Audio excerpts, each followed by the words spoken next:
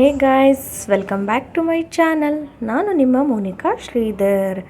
ಬನ್ನಿ, ನಾನು 3 ದಿನದ ವ್ಲಾಗನ್ನು ಒಂದೇ ವಿಡಿಯೋದಲ್ಲಿ ನಾನು ನಿಮಗೆ ಇವತ್ತು ಏನೇನು ಮಾಡಿದೆ ಅಂತ ತೋರಿಸ್ಕೊಡ್ತಾ ಇದ್ದೀನಿ. ಸೊ ನೋಡಿ, ನಾನು ಮೊದಲೇದಾಗಿ ಇಲ್ಲಿ ಒಂದು ರಸಗುಲ್ಲನ ಮಾಡ್ತಾ ಇದ್ದೀನಿ. ಸೊ ಇದು ಗೌರಿ ಹಬ್ಬದ ಹಿಂದಿನ ದಿನ. ಸೊ ಹಾಲು ಎಷ್ಟೊಂದಿತ್ತು ಮನೆಯಲ್ಲಿ, ಸೊ ಅದಕ್ಕೋಸ್ಕರ ರಸಗುಲ್ಲ ಮಾಡೋಣ ಅಂತ ನಾನು ಇದನ್ನು ಹಾಲನ್ನು ಉಡಿಸ್ಕೊಂಡು ಇಟ್ಕೊಂಡಿದ್ದೀನಿ. ಸೊ ಅದನ್ನು ಪನ್ನೀರ್ ಕೂಡ ಮಾಡ್ಕೋಬಹುದು. ಸೊ ಇದು ಕ್ಯೂಬ್ಸ್ ಆಗಿ ಕಟ್ ಮಾಡಿದರೆ ಪನ್ನೀರ್ ಆಗುತ್ತೆ. ಸೊ ಇದನ್ನು ನೀಟಾಗಿ ಉದುರಾಗಿ ಮಾಡಿಕೊಂಡು ಚೆನ್ನಾಗಿ ಕೈಯಿಂದ ಸ್ಮ್ಯಾಶ್ ಮಾಡ್ಕೋಬೇಕಾಗತ್ತೆ. ಸೊ ಸಾಫ್ಟ್ ಆಗಬೇಕು ಇದು, ಯಾಕಂದರೆ ಈ ವೈಟ್ ರಸಗುಲ್ಲ ಸಾಫ್ಟಾಗಿ ಬರಬೇಕಂದ್ರೆ ಚೆನ್ನಾಗಿ ನಾದ್ಕೋಬೇಕಾಗುತ್ತೆ. ಸೊ ಅದರಲ್ಲಿರೋ ಎಲ್ಲ ನೀರುಗಳನ್ನು ತೆಗೆದುಬಿಡಬೇಕು. ಒಂದು ಸ್ವಲ್ಪನೂ ತೇವಾಂಶ ಅನ್ನೋದು ಇರಬಾರ್ದು. ಸೊ ನೋಡಿ, ಚೆನ್ನಾಗಿ ನಾದ್ಕೋಬೇಕು ಅದನ್ನು. ಇದು ಅಂಗಡಿಯಲ್ಲಿ ಹೆಚ್ಚಿಗೆ ದುಡ್ಡು ಕೊಟ್ಟು ತರೋದಕ್ಕಿಂತ ಈ ರೀತಿ ಅರ್ಧ ಲೀಟರ್ ಹಾಲಲ್ಲೇ ನಾನು ಇದನ್ನು ಮಾಡ್ಕೊಂಡಿರೋದು. ಸೊ ಎಷ್ಟೊಂದಿದ್ವು ಹಾಲು, ಅದಕ್ಕೋಸ್ಕರ. ಸೊ ನೋಡಿ, ನಾನು ತೋರಿಸಿರೋ ರೀತಿಯಲ್ಲಿ ಇಲ್ಲಿಂದ ಈ ರೀತಿ ಪ್ರೆಸ್ ಮಾಡ್ತಾ ನೀವು ಈ ಪನ್ನೀರನ್ನು ತಿಕ್ಕೊತಾ ಬರಬೇಕು. ಸೊ ಅವಾಗೇ ರಸಗುಲ್ಲ ಅನ್ನೋದು ಸಾಫ್ಟಾಗಿ ಬರುತ್ತೆ. ಸೊ ನೋಡಿ, ಈ ಅಂಗೈಯಿಂದ ಈ ರೀತಿ ತಿಕ್ತಾ ಬಂದರೆ, ನಾವು ನಾದ್ಕೊತಾ ಬಂದರೆ ರಸಗುಲ್ಲ ಅನ್ನೋದು ತುಂಬ ಸಾಫ್ಟ್ ಆಗುತ್ತೆ. ಅದಕ್ಕೋಸ್ಕರ ಈ ರೀತಿ ನಾದ್ಕೋಬೇಕು. ನೋಡಿ, ಎಲ್ಲ ನಾದಾದ್ಮೇಲೆ ಈ ರೀತಿ ಒಂದು ಡೋನ ರೆಡಿ ಮಾಡ್ಕೋಬೇಕಾಗುತ್ತೆ.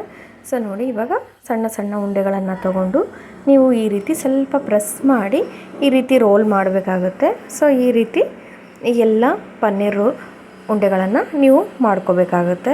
ಸೊ ನೋಡಿ, ತುಂಬ ಸಾಫ್ಟಾಗಿ ತುಂಬ ಚೆನ್ನಾಗಿ ಬರ್ತವೆ. ಮತ್ತು ತುಂಬ ದುಡ್ಡು ಕೊಟ್ಟು ತರೋದಕ್ಕಿಂತ ಈ ರೀತಿ ಮನೆಯಲ್ಲೇ ಒಂದು ಸರಿ ಟ್ರೈ ಮಾಡಿ ನೋಡಿ. ಹಾಗೆ ಅಷ್ಟೊಂದು ಸ್ವೀಟ್ ಕೂಡ ಇರೋದಿಲ್ಲ, ಇವು ಸ್ವಲ್ಪ ಲೈಟ್ ಸ್ವೀಟಾಗೇ ಇರ್ತವೆ. ಸೊ ನೋಡಿ ಎಷ್ಟು ಚೆನ್ನಾಗಿ ಬಂದಿದೆ ಅಂತ. ಯಾವುದೇ ರೀತಿ ಒಡಕು ಇರಬಾರ್ದು. ಸೊ ಆ ರೀತಿ ನೀವು ಈ ಪನ್ನೀರ್ ರೋಲ್ಸ್ನ ಮಾಡ್ಕೋಬೇಕಾಗತ್ತೆ. ಸೊ ನೀವು ಮಧ್ಯದಲ್ಲಿ ಕ್ರ್ಯಾಕ್ ಬಿಟ್ಟಿದ್ದರೆ ಆವಾಗ ನೀವು ಪಾಕದಲ್ಲಿ ಹಾಕಿದಾಗ ಅದು ಹೊಡೆದೋಗೋ ಚಾನ್ಸಸ್ ಇರುತ್ತೆ. ಅದಕ್ಕೋಸ್ಕರ ಯಾವುದೇ ರೀತಿಯ ಕ್ರ್ಯಾಕ್ಗಳು ಇರಬಾರ್ದು ಉಂಡೆಯಲ್ಲಿ. ಸೊ ನಿಧಾನವಾಗಿ ಸ್ವಲ್ಪನೇ ತೊಗೊಂಡು ಈ ರೀತಿ ರೋಲ್ ಮಾಡ್ತಾ ಬನ್ನಿ. ಸೊ ನಾನು ಚಿಕ್ಕದಾಗೆ ಮಾಡ್ಕೊಳ್ತಾ ಇದ್ದೀನಿ. ಸೊ ಇದು ಪಾಕದಲ್ಲಿ ಹಾಕಿದಾಗ ಸ್ವಲ್ಪ ಡಬಲ್ ಸೈಜ್ ಆಗುತ್ತೆ ಅದು. ಅದಕ್ಕೋಸ್ಕರ ನೋಡಿ, ನಾನು ಇಷ್ಟಿಷ್ಟೇ ಉಂಡೆಗಳನ್ನು ಮಾಡಿ ಇಟ್ಕೊಳ್ತೀನಿ. ಸೊ ನಾನು ಇವಾಗ ಒಂದು ಪಾತ್ರೆನ ಇಟ್ಕೊಂಡು ಅದಕ್ಕೆ 1.5 ಕಪ್ಪಷ್ಟು ಸಕ್ಕರೆನ ಹಾಕ್ಕೊಂಡಿದ್ದೀನಿ. ಹಾಗೆ 4 ಕಪ್ಪಷ್ಟು ನೀರನ್ನು ಹಾಕ್ಕೊಳ್ತಾ ಇದ್ದೀನಿ. ಸೊ ನೋಡಿ, ಅಲ್ಲಿ 1 ಕಪ್ ಸಕ್ಕರೆ ನಿಮಗೆ ಕಂಡು ಬರ್ತಾ ಇದೆ ವಿಡಿಯೋದಲ್ಲಿ. ಸೊ ನಾನು ಹಾಕಿರೋದು 1.5 ಕಪ್. ಅಲ್ಲಿ ವಿಡಿಯೋ ಸ್ಕಿಪ್ ಆಗಿದೆ, ಅದಕ್ಕೋಸ್ಕರ ಇವಾಗ ಹೇಳ್ತಾ ಇದ್ದೀನಿ. ಸೊ ನೋಡಿ, ಗ್ಯಾಸನ್ನು ಆನ್ ಮಾಡಿಕೊಂಡು ಸಕ್ಕರೆನ ಕರಗಿಸ್ಕೋಬೇಕಾಗುತ್ತೆ. ಸೊ ಲೈಟಾಗಿ ಸಕ್ಕರೆ ಕರಗಿದ್ರೆ ಸಾಕು. ಚೆನ್ನಾಗಿ ನೋಡಿ, ಇದು ಗುಳ್ಳೆಯಾಗಿ ಸಕ್ಕರೆ ಎಲ್ಲ ನೀರಲ್ಲಿ ಕರಗಿ ಈ ರೀತಿ ಕುದಿ ಬರಬೇಕು. ಸೊ ಕುದಿ ಬಂದಾಗ ನೀವು ಉಂಡೆಗಳನ್ನು ಹಾಕಬೇಕಾಗುತ್ತೆ. ಸೊ ನೋಡಿ, ಹಾಗಂತ ನೀವು ಜೋರಾಗಿ ಉರಿ ಇಟ್ಕೊಂಡು ಹಾಕಬಾರ್ದು ನಾವು ಮಾಡಿರುವಂತಹ ಪನ್ನೀರ್ ರೋಲ್ಸ್ನ. ಸೊ ನೋಡಿ, ಇವಾಗ ತುಂಬ ಕುದೀತಾ ಇದೆ, ಅದಕ್ಕೋಸ್ಕರ ನಾನು 1 ಸೆಕೆಂಡ್ ಈ ರೀತಿ ತೆಗೆದು ಮತ್ತೆ ಪಾತ್ರೆನ ಇಟ್ಕೊಳ್ತಾ ಇದ್ದೀನಿ. ಸೊ ನೋಡಿ, ಪೂರ್ತಿ ಆ ರೀತಿ ಕುದಿಯೋ ಸಕ್ಕರೆ ಪಾಕದಲ್ಲಿ ನಾವು ಉಂಡೆಗಳನ್ನು ಹಾಕಿದರೆ ಅದು ಒಡೆದೋಗೋ ಚಾನ್ಸಸ್ ಇರುತ್ತೆ. ಇಲ್ಲಿ ಇನ್ನೊಂದು ಏನು ಮೇನಾಗಿ ನೀವು ತಿಳ್ಕೊಬೇಕಾಗಿದ್ದು ಅಂದರೆ, ಮೀಡಿಯಮ್ಗಿಂತ ಲೋ ಫ್ಲೇಮಲ್ಲಿ ನೀವು ಈ ಪಾಕನ ಕಾಯಿಸ್ಕೋಬೇಕಾಗುತ್ತೆ ಇವಾಗ. ಯಾಕಂದರೆ ನೀವು ಹೈ ಫ್ಲೇಮಲ್ಲಿ ಇಟ್ಟು ನೀವು ರೋಲ್ಸ್ನ ಹಾಕಿದರೆ, ಉಂಡೆಗಳನ್ನು ಹಾಕಿದರೆ ಅದು ಒಡೆದೋಗ್ಬಿಡುತ್ತೆ. ಅದಕ್ಕೋಸ್ಕರ ಲೋ ಫ್ಲೇಮಲ್ಲಿ ಇಟ್ಕೊಂಡು ನೀವು ಒಂದೊಂದಾಗಿ ಈ ರೀತಿ ಉಂಡೆಗಳನ್ನು ಬಿಡ್ತಾ ಬರಬೇಕು. ಸೊ ನೋಡಿ, ಎಲ್ಲ ಒಟ್ಟಿಗೆ ಹಾಕೋ ಹಾಗಿಲ್ಲ, ನೀವು ಒಂದೊಂದಾಗಿಯೇ ಈ ರೀತಿ ಉಂಡೆಗಳನ್ನು ಪಾಕದಲ್ಲಿ ಬಿಡ್ತಾ ಬರಬೇಕು. ಸೊ ಆವಾಗ ಒಂದಕ್ಕೊಂದು ಅಂಟ್ಕೊಳ್ಳೋದಿಲ್ಲ. ಹಾಗೆ ನೀವು ಎಲ್ಲ ಉಂಡೆಗಳನ್ನು ಈ ಸಕ್ಕರೆ ಪಾಕದಲ್ಲಿ ಸೇರಿಸ್ಕೋಬೇಕಾಗುತ್ತೆ. ನೋಡಿ, ನಾನು ಇವಾಗ ಎಲ್ಲ ಉಂಡೆಗಳನ್ನು ಇದರಲ್ಲಿ ಹಾಕ್ಕೊಂಡಿದ್ದೀನಿ. ಸೊ ಇವಾಗ ಇದಕ್ಕೆ ಪ್ಲೇಟನ್ನು ಮುಚ್ಚಿಬಿಡೋಣ. ಸೊ ನೋಡಿ, ಮುಚ್ಚಾದಮೇಲೆ ಒಂದು 5 ನಿಮಿಷ ಬಿಟ್ಟು ನಾನು ತೆಗೆದೆ. ಇಲ್ಲಿ ನೋಡಿ, ಈ ರೀತಿ ಉಂಡೆಗಳು ಡಬಲ್ ಸೈಜ್ ಆಗಿದ್ದಾವೆ. ಹಾಗೆ ನೀವು ಇದನ್ನು 20 ನಿಮಿಷಗಳ ಕಾಲ ನೀವು ಈ ಪಾಕದಲ್ಲಿ ನೀವು ಇದನ್ನು ಕುದಿಸ್ಕೋಬೇಕಾಗುತ್ತೆ. ನೋಡಿ, ಸೈಜ್ ಕೂಡ ಡಬಲ್ ಆಗಿದ್ದಾವೆ. ಸೊ ಒಂದೇ ಸೈಜ್ ಆಗಿಲ್ಲ, ಸೊ ಒಂದು ಸ್ವಲ್ಪ ಹೆಚ್ಚು ಕಡಿಮೆ ಆಗಿದ್ದಾವೆ. ಸೊ ಮನೆಯಲ್ಲಿ ಮಾಡಿರೋದ್ರಿಂದ ಈ ರೀತಿ ಹೆಚ್ಚು ಕಡಿಮೆ ಉಂಡೆಗಳು ಆಗ್ತವೆ, ಅದು ಸರ್ವೇ ಸಾಮಾನ್ಯ. ಸೊ ನೋಡಿ, ಒಂದು ಸ್ವಲ್ಪ ದೊಡ್ಡದು, ಒಂದೊಂದು ಚಿಕ್ಕದು ಆಗಿದ್ದಾವೆ ಉಂಡೆಗಳು. ಇದನ್ನು 20 ನಿಮಿಷಗಳ ಕಾಲ ಕುದಿಸಿ ಆದಮೇಲೆ ನಾವು ತಣ್ಣಗಾಗಕ್ಕೆ ಬಿಡಬೇಕಾಗುತ್ತೆ. ನೀವು ಬೇಕಾದರೆ ಇದನ್ನು ಫ್ರಿಜ್ನಲ್ಲಿ ಕೂಡ ಇಟ್ಕೊಂಡು ಆಮೇಲೆ ಚಿಲ್ಡಾಗಿ ತಿನ್ಬೋದು. ನೋಡಿ ಇವಾಗ ತೋರಿಸ್ತಾ ಇದ್ದೀನಿ ನಾನು ಎಷ್ಟು ಸಾಫ್ಟಾಗಿ ಬಂದಿದೆ ರಸಗುಲ್ಲ ಅಂತ. ಈ ರೀತಿ ನಾವು ಪ್ರೆಸ್ ಮಾಡಿದರೆ ಅದರಲ್ಲಿರೋ ಪಾಕ ಎಲ್ಲ ಹೊರಗೆ ಬರುತ್ತೆ. ಸೊ ನೋಡಿ ತುಂಬ ಸಾಫ್ಟಾಗಿ ಬಂದಿದ್ವು ರಸಗುಲ್ಲ. ಹಾಗೆ ನೋಡಿ ರಸಗುಲ್ಲ ಎಲ್ಲ ಮಾಡಿ ಇಟ್ಟಾದಮೇಲೆ ನಾನು ಗೌರಿ ಹಬ್ಬ ಇದೆ ಅಲ್ವಾ, ಅದಕ್ಕೋಸ್ಕರ ನಾನು ರೆಡಿ ಮಾಡ್ಕೊಳ್ತಾ ಇದ್ದೆ. ಸೊ ನೋಡಿ ಇಲ್ಲಿ ಮಾವಿನ ಎಲೆ ಮತ್ತು ಕರಿಕೆ ಮತ್ತು ಇದು ಉತ್ತರಾಣಿ ಎಲೆ ಅಂತ ಹೇಳ್ತಾರೆ ಇದಕ್ಕೆ. ಇವೆಲ್ಲ ಯಾಕೆ ಅಂತ ಕೇಳ್ತೀರಾ? ಸೊ ಇದಕ್ಕೆ ಉತ್ತರಾಣಿ ಎಲೆ ಅಂತ ಹೇಳ್ತಾರೆ. ಇದನ್ನು ಮದುವೆ ಆದವರು ಕೈಗೆ 16 ಕಟ್ಕೋಬೇಕಾಗುತ್ತೆ. ಸೊ ನಾನು ಕಟ್ಟಿದ್ದನ್ನೇ ತೋರಿಸ್ತೀನಿ, ಕಟ್ಟೋದು ವಿಡಿಯೋ ಮಾಡೋಕ್ಕಾಗಲಿಲ್ಲ. 16 ಎಳೆ ಬಿಳಿ ದಾರದಲ್ಲಿ 16 ಎಳೆ ಮಾಡಿಕೊಂಡು ಅದನ್ನು ಅರಿಶಿಣದಲ್ಲಿ ಅದಕ್ಕೆಲ್ಲ ಅರಿಶಿನ ಹಚ್ಚಿ ದಾರಕ್ಕೆ, ಸೊ ಇದು ಎರಡು ಎಲೆಗೆ ಒಂದು ಕರಿಕೆ ಇಟ್ಟು ಅದನ್ನು ಸುತ್ತಿ ಮತ್ತು ದಾರದಲ್ಲಿ ಕಟ್ಟಬೇಕಾಗುತ್ತೆ. ಹೂ ಕಟ್ತೀವಲ್ಲ ಆ ರೀತಿ ಕಟ್ಟಬೇಕಾಗುತ್ತೆ.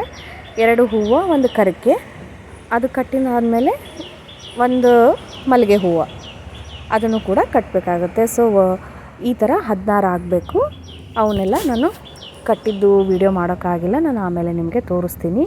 ಹಾಗೆ ನಾನು ಇಲ್ಲಿ ಮಾವಿನ ಎಲೆದು ಏನಾದರೂ ಸ್ವಲ್ಪ ವೆರೈಟಿಯಾಗಿ ಡಿಸೈನ್ ಮಾಡೋಣ ಅಂತ ಈ ರೀತಿ ಮಾಡ್ತಾಯಿದ್ದೀನಿ. ನೋಡಿ ಇಲ್ಲಿ 2 ಕಡೆ ಈ ರೀತಿ ಕಟ್ ಮಾಡ್ಕೊಂಡಾದಮೇಲೆ ನೋಡಿ ಇವಾಗ ಇದನ್ನು ಈ ರೀತಿ ಫೋಲ್ಡ್ ಮಾಡಿ ಆ ಕಟ್ ಮಾಡಿರುವಂತಹ ಕೊಂಬೆಯಲ್ಲಿ ಅದನ್ನು ಸೇರಿಸ್ಕೊಳ್ತೀನಿ. ನೋಡಿ ಅದು ಕೋನ್ ಥರ ಬರುತ್ತೆ. ಸೊ ಇದು ಮಾವಿನ ಎಲೆ ನಮ್ಮ ಕಾಂಪೌಂಡಲ್ಲೇ ಬಿಟ್ಟಿತ್ತು. ಸೊ ಇದು ತುಂಬ ಚಿಕ್ಕದಿದೆ ಮರ ಇನ್ನೂ, ಅದಕ್ಕೋಸ್ಕರ ತುಂಬ ಎಳೆಯದಾಗಿದೆ ಮಾವಿನ ಎಲೆ. ಸ್ವಲ್ಪ ದೊಡ್ಡದಿದ್ದರೆ ಇನ್ನೂ ಚೆನ್ನಾಗಿ ಕಾಣುತ್ತೆ ನಿಮಗೆ. ಸೊ ನೋಡಿ ಈ ರೀತಿ ಶೇಪ್ ಬರೋ ಹಾಗೆ ನಾವು ಮಾಡ್ಕೋಬೇಕಾಗುತ್ತೆ. ಸೊ ನೋಡಿ ತುಂಬ ಚೆನ್ನಾಗಿ ಕಾಣುತ್ತೆ. ಇದರೊಳಗೆ ರೋಸ್ ಆದರೂ ನೀವು ಬೇರೆ ಯಾವುದಾದ್ರೂ ಫ್ಲವರ್ ಇಟ್ಕೋಬೋದು. ಸೊ ನನ್ನ ಹತ್ರ ಇನ್ನೂ ಯಾವ ತಂದಿರಲಿಲ್ಲ, ಅದಕ್ಕೋಸ್ಕರ ನಾನು ಹಾಗೆ ಇಟ್ಕೊಳ್ತಾ ಇದ್ದೀನಿ. ಸೊ ನೋಡಿ ಈ ರೀತಿ ಗಂಟೆ ಥರ ಆಗುತ್ತೆ. ಸೊ ನೋಡಿ ಮಾಡಿಟ್ಕೊಂಡಿದ್ದೀನಿ ಇನ್ನೊಂದು, ಅದನ್ನು ಕೂಡ ತೋರಿಸ್ತಾ ಇದ್ದೀನಿ. ಸೊ ನೋಡಿ ಫೈನಲಾಗಿ ನಾನು ಮಾಡಿರುವಂತಹ ತೋರಣ ಮತ್ತು ಇದು ಚೆಂಡುವಿನ ಹಾರ ಈ ರೀತಿ ನಾನು ಕಟ್ಕೊಂಡಿದ್ದೀನಿ. ಹಾಗೆ ನೆಕ್ಸ್ಟ್ ನಿಮಗೆ ತೋರಿಸ್ತಾ ಇರೋದು ಇದು ನಾವು ಒಬ್ಬೊಬ್ಬರು ಮದುವೆ ಆದವರು 16 ಬತ್ತಿ 5 ಥರ ಬತ್ತಿನ ಹಚ್ಚಬೇಕಾಗತ್ತೆ ಗೌರಮ್ಮಗೆ. ಅದಕ್ಕೋಸ್ಕರ ನಮ್ಮ ಅಮ್ಮ ಮಾಡಿ ಕಳಿಸಿದ್ದಾರೆ ಊರಿಂದ. ಅದನ್ನೇ ನೀಟಾಗಿ ಮಾಡಿ ನಾನು ತುಪ್ಪದಲ್ಲಿ ತೋರಿಸಿ ಇಡ್ತಾಯಿದ್ದೀನಿ. ಸೊ ನೋಡಿ ಇವಾಗ ನಾನು ನಿಮಗೆ ತೋರಿಸ್ತೀನಿ ಎಲ್ಲವನ್ನು. ಸೊ ಮುಂಚೆ ಇಟ್ಟಿದ್ದು ಹೂಬತ್ತಿ ಅಂತ. ಸೊ ನೋಡಿ ಅವರು ಸ್ವಲ್ಪ ಎರಡು ಟೈಮ್ ನನಗೆ ಮಾಡಿ ಕಳಿಸಿದ್ದಾರೆ. ಸೊ ಹಾಗಾಗಿ ಸ್ವಲ್ಪ ಬೇರೆ ಆಗಿದ್ವು, ಅದಕ್ಕೋಸ್ಕರ ನಾನು ನೀಟಾಗಿ ಹೊಂದಿಸಿ ಇಡ್ತಾಯಿದ್ದೀನಿ. ಹಾಗೆ ನೋಡಿ ಇವಾಗ ನಿಸರ್ಗಗೋಸ್ಕರ ಅಂದರೆ ನನ್ನ ಮಗಳಿಗೋಸ್ಕರ ಮದುವೆ ಆದವ್ರಿಗೆ 16, ಮದುವೆ ಆಗದೇ ಇರೋರಿಗೆ 5 ಆ ರೀತಿ ನಾವು ಮಾಡಬೇಕಾಗುತ್ತೆ. 5 ಥರ ಬತ್ತಿ. ಸೊ ನೋಡಿ ಇದು ಒಂದು ಸೆಟ್ ಆಯಿತು. ಇದು ನಂದು ಸೆಟ್ಟು ಕಂಪ್ಲೀಟ್ ಆಯಿತು. ಇವಾಗ ನಾನು ನಿಸರ್ಗನಿಗೆ ಜೋಡಿಸ್ಕೊಳ್ತಾ ಇದ್ದೀನಿ. ನೋಡಿ ಅವಳಿಗೆಲ್ಲ 5 ಹಾಗೆ ಸ್ವಲ್ಪ ದೊಡ್ಡವರಾಗಿದ್ದರು ಮಕ್ಕಳು ಅಂತ ಅಂದರೆ ಅವರಿಗೆ 9 ಮಾಡಬೇಕಾಗುತ್ತೆ. ಸೊ ಇವಳು ಇನ್ನೂ ತುಂಬ ಚಿಕ್ಕವಳಿದಾಳಲ್ವ, ಇವಾಗ 2.5 ವರ್ಷ, ಅದಕ್ಕೋಸ್ಕರ ಇವಳಿಗೆ 5 ಅಂತ ಮಾಡಿ ಕಳಿಸಿದ್ದಾರೆ ನಮ್ಮಮ್ಮ. ಸೊ ನೋಡಿ ಇದು ಗೌರಿ ಹಬ್ಬ ಮಾಡಬೇಕು ಅಂದರೆ ತುಂಬಾ ಕೆಲಸ ಇರುತ್ತೆ ನಮಗೆ. ಹಾಗೆ ನನ್ನ ಮಗಳು ವಾಯ್ಸ್ ಕೊಡಬೇಕಾದ್ರೆ ಅವಳು ಕೂಡ ಅಡ್ಡ ಮಾತಾಡ್ತಾ ಇದ್ಲು, ಮತ್ತು ಸ್ವಲ್ಪ ಹೊರಗಿನ ಡಿಸ್ಟರ್ಬೆನ್ಸ್ ಕೂಡ ಇದೆ. ಸೊ ಏನೋ ಅಂದ್ಕೋಬೇಡಿ. ತುಂಬ ಚೆನ್ನಾಗಿ ಮಾಡ್ತೇವೆ ನಾವು ಈ ಗೌರಿ ಹಬ್ಬನ. ಸೊ ನೋಡಿ ನಾನು ಇವಾಗ ನೀಟಾಗಿ ಸುತ್ಕೊಳ್ತಾ ಇದ್ದೀನಿ. ಇದು ಉತ್ತರಾಣಿ ಕಡ್ಡಿ. ಸೊ ನೀವು ಯಾರಾದರೂ ನೋಡಿರ್ತೀರಾ ಇಲ್ವಾ ಗೊತ್ತಿಲ್ಲ. ಸೊ ಇದು ಉತ್ತರಾಣಿ ಕಡ್ಡಿ ಹಸಿರಿರುತ್ತೆ. ಸೊ ಒಣಗಿದ ಮೇಲೆ ಈ ರೀತಿ ಆಗುತ್ತೆ ಅದು. ಅದನ್ನು ನಾವು ಮುಂಚೆವಾಗಿ ಸ್ಟಾಕ್ ಮಾಡಿ ಇಟ್ಕೊಂಡಿರ್ತೀವಿ. ಯಾಕಂದರೆ ಈ ಹಬ್ಬಕ್ಕೆ ಅದು ಮುಖ್ಯವಾಗಿ ಬೇಕೇ ಬೇಕು ಉತ್ತರಾಣಿ ಕಡ್ಡಿ ಅನ್ನೋದು. ಅದಕ್ಕೋಸ್ಕರ ಎಲ್ಲ 16 ಮಾಡಬೇಕಾಗುತ್ತೆ. ಮನೆಯಲ್ಲಿ ಎಷ್ಟು ಜನ ಮಹಿಳೆಯರಿರ್ತಾರೋ ಮದುವೆ ಆದವರು ಅವ್ರಿಗೆ 16 ಅಂತ, ಮದುವೆ ಆಗದೇ ಇರೋ ಬಾಲ ಮುತ್ತೈದೆಯರಿಗೆ ಸೊ 5 ಅಂತ, ಸ್ವಲ್ಪ ಅದರಲ್ಲೇ ದೊಡ್ಡವರಾಗಿದ್ದರೆ ಸೊ ಅವ್ರಿಗೆ 9 ಅಂತ ಮಾಡಬೇಕಾಗತ್ತೆ. ಸೊ ನೋಡಿ ಅದಕ್ಕೋಸ್ಕರ ನಾನು ಜೋಡಿಸ್ಕೊಳ್ತಾ ಇದ್ದೀನಿ. ಈ ಸರಿ ಹಬ್ಬಕ್ಕೆ ಅತ್ತೆ ಬಂದಿರಲಿಲ್ಲ, ಅದಕ್ಕೋಸ್ಕರ ಎಲ್ಲ ಕೆಲಸನೂ ನಾನು ಒಬ್ಬಳೇ ಮಾಡಬೇಕಾಗಿತ್ತು. ಇವಾಗ ನೋಡಿ ಒಂದು ನನಗಾಯಿತು, ನನ್ನ ಮಗಳಿಗಾಯಿತು, ಗೌರಮ್ಮನಿಗೆ ಆಯಿತು. ಸೊ ನೋಡಿ ಇವು ಯಾವ್ಯಾವ ಬತ್ತಿ ಅಂತ ನಾನು ನಿಮಗೆ ತಿಳಿಸ್ಕೊಡ್ತೀನಿ. ಇದನ್ನೆಲ್ಲ ನಾನು ತುಪ್ಪದಲ್ಲಿ ಮನೆಯಲ್ಲೇ ಮಾಡಿರುವಂತಹ ತುಪ್ಪದಲ್ಲಿ ತೋರಿಸ್ತೀನಿ ಆಮೇಲೆ. ಸೊ ನೋಡಿ, ಇದು ಉತ್ತರಾಣಿ ಕಡ್ಡಿ ಬತ್ತಿ ಅಂತ. ಇದು ಕಡ್ಡಿ ಬತ್ತಿ, ಇದು ಆರತಿ ಬತ್ತಿ, ಇದು ಎಳೆ ಬತ್ತಿ, ಇದು ಹೂ ಬತ್ತಿ. ಈ ರೀತಿ 5 ಥರದ ಬತ್ತಿಗಳನ್ನು ನಾವು ಗೌರಮ್ಮನಿಗೆ ಬೆಳಗಬೇಕಾಗುತ್ತೆ. ಸೊ ನೋಡಿ, ಇವಾಗ ನಾವು 3 ಜನ ಇಬ್ಬರು ಇರೋದ್ರಿಂದ ನಾನು 2 ಸೆಟ್ಟು, ಹಾಗೆ ದೇವರಿಗೆ ಅಂತ ಗೌರಮ್ಮನಿಗೆ 1 ಸೆಟ್ಟು. ಸೊ ನೋಡಿ, ಇದು ಮನೆಯಲ್ಲೇ ಮಾಡಿ ಕಾಸಿರುವಂತಹ ತುಪ್ಪನ ನಾನು ಹಾಕ್ಕೊಳ್ತಾ ಇದ್ದೀನಿ. ಸೊ ನಮ್ಮ ಅತ್ತೆಯವರು ಕೊಟ್ಟು ಕಳಿಸಿದ್ರು ತುಪ್ಪನ. ಸೊ ಅದೇ ತುಪ್ಪನ ನಾನು ಯೂಸ್ ಮಾಡ್ತಾ ಇದ್ದೀನಿ. ಸೊ ನೋಡಿ, ಇವಾಗ ನಾನು ಒಂದೊಂದಾಗಿ ಬತ್ತಿನ ಇದರಲ್ಲಿ ಎದ್ಬಿಟ್ಟು ಇಡ್ತೀನಿ. ಸೊ ಆ ರೀತಿ ಎದ್ಬಿಟ್ಟು ಇಡೋದ್ರಿಂದ ಅದು ಸ್ವಲ್ಪ ಮಾರನೇ ದಿನಕ್ಕೆಲ್ಲ ಡ್ರೈ ಆಗಿರುತ್ತೆ, ಆವಾಗ ಹಚ್ಚೋಕ್ಕೆ ಚೆನ್ನಾಗಿರುತ್ತೆ ಅಂತ.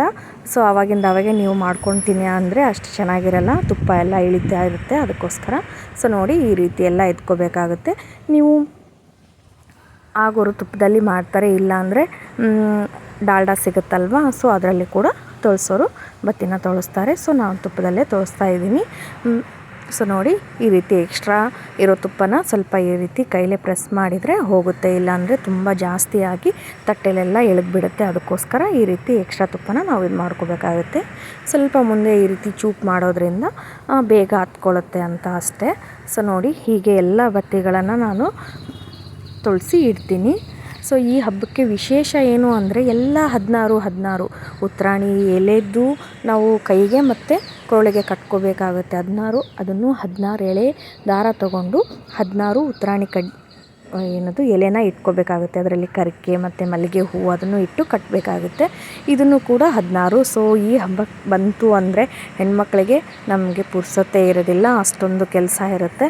ಸೊ ಆದರೂ ಕೂಡ ಏನೋ ಖುಷಿ ಅಲ್ವಾ, ದೇವರಿಗೆ ಮಾಡ್ತಾ ಇರ್ತೀವಿ ಅಂತ. ಸೊ ನನಗಂತೂ ತುಂಬಾ ಇಷ್ಟ ಆಗುತ್ತೆ. ಹಾಗೆ ಹೀಗೆ ಎಲ್ಲ ಬತ್ತಿಗಳನ್ನು ನಾವು ತುಪ್ಪದಲ್ಲಿ ನೆನೆಸಿ ಇಟ್ಕೋಬೇಕಾಗುತ್ತೆ. ಸೊ ನೋಡಿ, ಈ ರೀತಿ ಎಲ್ಲವನ್ನು ನಾನು ಇಟ್ಕೊಳ್ತಾ ಇದ್ದೀನಿ.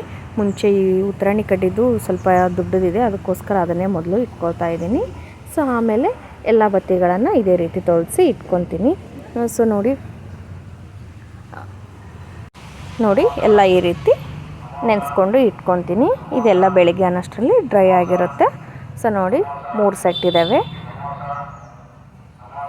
ಇವಾಗ ನೆಕ್ಸ್ಟ್ ನಾನು ಮಾವಿನ ತೋರಣನ ಕಟ್ತೀನಿ. ಅದಕ್ಕೋಸ್ಕರ ನಾನಿದು ಕ್ಯಾಟ್ ದಾರನ ಯೂಸ್ ಮಾಡ್ತಾಯಿದ್ದೀನಿ. ಸೊ ಇದು ಚೆನ್ನಾಗಿರುತ್ತೆ ವೈಟ್ ಕಲರ್ ಆಗಿ, ಅದಕ್ಕೋಸ್ಕರ ನಾನು ಹುರಿಯಲ್ಲಿ ಕಟ್ತಾರೆ ಕೆಲವೊಬ್ಬರು. ಸೊ ನನಗೆ ಇದೇ ಇಷ್ಟ, ಅದಕ್ಕೋಸ್ಕರ ನಾನು ಈ ಕ್ಯಾಟ್ ದಾರನ ತೊಗೊಂಡಿರ್ತೀನಿ. ಸೊ ನೋಡಿ, ಇವಾಗ ನಾನು ತುಂಬ ಚಿಕ್ಕದಿದ್ದಾವೆ, ಅದಕ್ಕೋಸ್ಕರ ನಾನು ಇದೇ ರೀತಿ ಮಾಡ್ಕೊಳ್ತಾ ಇದ್ದೀನಿ. ಸೊ ನೋಡಿ, ನಾನು ಇಲ್ಲಿ ಸ್ಟೆಪ್ಲರ್ ಆದರೂ ಹಾಕ್ಬೋದು, ಇಲ್ಲಾಂದರೆ ಈ ರೀತಿ ಊದಿನ ಕಡ್ಡಿ ಇರ್ತಾವಲ್ವ, ಸೊ ಅದನ್ನು ನಾನು ಎತ್ತಿಟ್ಟಿದ್ದೆ 1 ತಿಂಗಳಕ್ಕಿಂತ ಮುಂಚೆನೇ. ಯಾಕೆ ಅಂದರೆ ಈ ಹಬ್ಬದಕ್ಕೋಸ್ಕರನೇ ನಾನು ಅದನ್ನು ಎತ್ತಿಟ್ಕೊಂಡಿದ್ದೀನಿ. ಸ್ಟೆಪ್ಲರ್ ಹಾಕೋದಕ್ಕಿಂತ ಇವಾಗ ಇದರಲ್ಲಿ ಹಾಕಿದರೆ ಚೆನ್ನಾಗಿರುತ್ತೆ ಅಂತ, ಯಾಕೆ ಸ್ಟೆಪ್ಲರ್ ವೇಸ್ಟ್ ಮಾಡೋದು ಅಂತ ನಾನು ಈ ಕಡ್ಡಿನ ಈ ರೀತಿ ಚುಚ್ಕೊಳ್ತಾ ಇದ್ದೀನಿ. ಸೊ ನಾವು ಇದರ ಮೇಲೆ ನೀವು ಹೂವು ಕೂಡ ಅಂಟಿಸ್ಕೋಬಹುದು. ನಾನು 3 ದಳ ಬರೋ ಥರ ಒಂದು ಮಾವಿನ ತೋರಣನ ಕಟ್ಟಿದ್ದೆ ಅಲ್ವಾ, ಅದನ್ನು ನಾನಿಲ್ಲಿ ನಿಮಗೆ ತೋರಿಸ್ತಾ ಇದ್ದೀನಿ. ಹಾಗೆ ನೋಡಿ, ಹಿಂದೆ ಎಲ್ಲ ನಮ್ಮ ಮನೆಯವರೇ ಅದನ್ನು ಡೆಕೋರೇಷನ್ ಮಾಡಿರೋದು. ನಾನು ಅರ್ಶಿನ ಗೌರಿನ ಮಾಡಿ ಮುಂದೆ ಎಲ್ಲ ನಾನು ಮಾಡಿರೋದು. ಸೊ ನೋಡಿ, ನಾವು ಈ ಗೌರಮ್ಮನ್ನು ಅರ್ಶಿನದಿಂದನೇ ನಾವು ಮಾಡೋದು. ಅದಕ್ಕೆ ಗೆಜ್ಜೆ ವಸ್ತ್ರನ ಹಾಕಬೇಕಾಗುತ್ತೆ. ಅದಕ್ಕೂ ಮುಂಚೆ 16 ಎಳೆದು ಉತ್ತರಾಣಿ ಎಲೆದು ಕಟ್ಟಿರ್ತೀವಲ್ವ, ಅದನ್ನು ಕೂಡ ನಾನು ಹಾಕಿದ್ದೀನಿ. ಸೊ ಅಲ್ಲಿ ಮುಂಚೆದಾಗಿ ಕಂಕಣ ಕಟ್ಟಬೇಕು. ಕಂಕಣ ಕಟ್ಟಿ ಮಿಡ್ಲಲ್ಲಿ ಆ ಕಡೆ ಈ ಕಡೆ ನಾವು ಉತ್ತರಾಣಿ ಎಲೆದು ಕಟ್ಟಬೇಕಾಗುತ್ತೆ. ಸೊ ಅದನ್ನು ನನಗೆ ವಿಡಿಯೋ ಮಾಡ್ಕೊಳಕ್ಕಾಗಿಲ್ಲ, ಅದಕ್ಕೋಸ್ಕರ ನಾನು ಅದನ್ನು ಹಾಕಿಲ್ಲ. ನೋಡಿ, ಇವಾಗ ನಮ್ಮ ಮನೆಯ ಗೌರಿ ಯಾವ ರೀತಿ ಇದ್ದಾಳೆ ಅಂತ ನಾನು ನಿಮಗೆ ತೋರಿಸ್ಕೊಡ್ತಾ ಇದ್ದೀನಿ. ಹಾಗೆ ಇಲ್ಲಿ 16 ಅಡಿಕೆ, 16 ಎಲೆ, 16 ಅರಿಶಿಣದ ಕೊಂಬು, 16 ಉತ್ತರಾಣಿ ಎಲೆ, ಈ ರೀತಿ ಎಲ್ಲವನ್ನು ನಾವು ಜೋಡಿಸ್ಕೋಬೇಕಾಗುತ್ತೆ. ನೋಡಿ, ನಾನು ತೋರಿಸ್ತಾ ಇದ್ದೀನಿ, ಇಲ್ಲಿದ್ದಾವೆ ನೋಡಿ, ಎಲ್ಲ 16 ಇದ್ದಾವೆ. ಸೊ ಇವು ಮಸ್ಟ್ ಆ್ಯಂಡ್ ಶುಡ್ ಆಗಿ ನಾವು ಗೌರಿಗೆ ಇಡಲೇಬೇಕು. 16 ಉತ್ತರಾಣಿ ಕಡ್ಡಿ ಮತ್ತು ಗರಿಕೆ ಅದನ್ನು ಕೂಡ ಇಡಬೇಕು. ಇಲ್ಲಿ ತೋರಿಸ್ತೀನಿ ನೋಡಿ, ನಾನು ಕಟ್ಟಿದೆ ಅಂತ ಹೇಳಿದೆ ಅಲ್ವಾ ಕಂಕಣ, ಅದೇ ಇದು. ಹಾಗೆ ನಾವು ನೈವೇದ್ಯಕ್ಕೆ ಕೋಸಂಬರಿ, ಚಟ್ನಿ, ಪಪ್ಪು ಮತ್ತು ಪಡವಲಕಾಯಿಯ ಬಜ್ಜಿನ ಹಾಕ್ತೀವಿ ಮತ್ತು ಕಡುಬನ್ನು ಮಾಡ್ತೀವಿ. ನೀರಲ್ಲಿ ಕುದಿಸಿರುವಂತಹ ಕಡುಬನ್ನು ನಾವು ಈ ಗೌರಮ್ಮನಿಗೆ ನಾವು ಮಾಡಬೇಕಾಗುತ್ತೆ. ಸೊ ನೋಡಿ, ಈ ರೀತಿ ನಮ್ಮ ಮನೆಯ ಗೌರಮ್ಮನ ನಾನು ಅಲಂಕಾರವನ್ನು ಮಾಡಿದ್ದೇನೆ. ಇಲ್ಲಿ ತೋರಿಸ್ತಾ ಇರೋದು ಪದುಂಪು ಅಂತ. ಸೊ ಇವನ್ನು ಕೂಡ 16 ಮಾಡಬೇಕಾಗುತ್ತೆ. ಸೊ ಗೌರಮ್ಮನಿಗೆ 16, ನನಗೆ 16, ನಮ್ಮ ಮಗಳಿಗೆ 5 ಅಂತ ನಾನು ಮಾಡಿದ್ದೀನಿ. ಸೊ ನೋಡಿ, ಈ ಗೌರಿ ಹಬ್ಬದ ವಿಶೇಷತೆಯೇ 16 ಅಂತ ಹೇಳ್ಬೋದು. ಸೊ ನೋಡಿ ಯಾವ ರೀತಿ ಅಲಂಕಾರ ಮಾಡಿದ್ದೀವಿ ಅಂತ ನಾವು ನಿಮಗೆ ತೋರಿಸ್ಕೊಡ್ತಾ ಇದ್ದೀನಿ.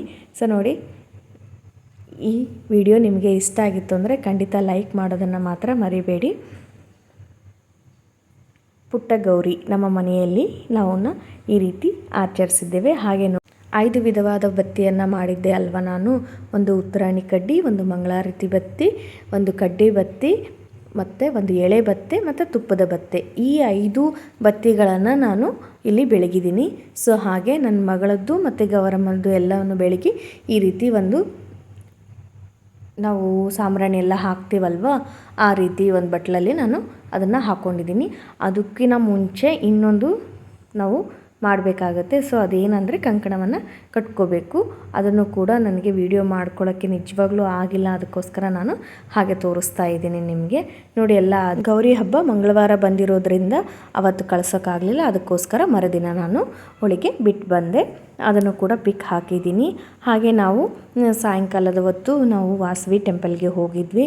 ಸೊ ಅಲ್ಲಿ ನಮ್ಮ ಕುಲದೇವರಾದ ವಾಸವಿ ಮಾತೆಯ ದರ್ಶನವನ್ನು ಪಡೆದಾದಮೇಲೆ ಮೊದಲೇ ಬಾರಿಗೆ ನಾವು ಗಣೇಶವನ್ನು ಕೂಡಿಸಿದ್ದು ಅಂತ ನಮಗೆ ಇಲ್ಲಿ ಪುರೋಹಿತರು ಹೇಳಿದರು. ಸೊ ಹಾಗೆ ಇವರು ಕೂಡ ನಮ್ಮ ಮನೆಯವರಿಗೆ ಪರಿಚಯ ಇದ್ದಾರೆ, ಅದಕ್ಕೋಸ್ಕರ ಕಾಲ್ ಮಾಡಿ ಕೇಳಿದಾಗ ಕೂಡಿಸಿದ್ದಾರೆ ಅಂತ ಹೇಳಿದರು. ಅದಕ್ಕೆ ನಾವು ಅಲ್ಲಿನ ಗಣೇಶವನ್ನು ನೋಡೋದಕ್ಕೆ ಹೋದ್ವಿ. ಕರೆಕ್ಟ್ ಮಂಗಳಾರತಿ ಟೈಮ್ಗೆ ಹೋದ್ವಿ. ಸೊ ಮಂಗಳಾರತಿ ಎಲ್ಲ ಆಯಿತು. ಹಾಗೆ ಪ್ರಸಾದವನ್ನು ತಗೊಂಡು ನಾವು ಮನೆಗೆ ಬಂದ್ವಿ. ಈ ವ್ಲಾಗ್ ನಿಮಗೆ ಇಷ್ಟ ಆಗಿತ್ತು ಅಂದರೆ ಪ್ಲೀಸ್ ಲೈಕ್ ಮಾಡಿ, ಕಮೆಂಟ್ ಮಾಡಿ, ಶೇರ್ ಮಾಡಿ. Thank you for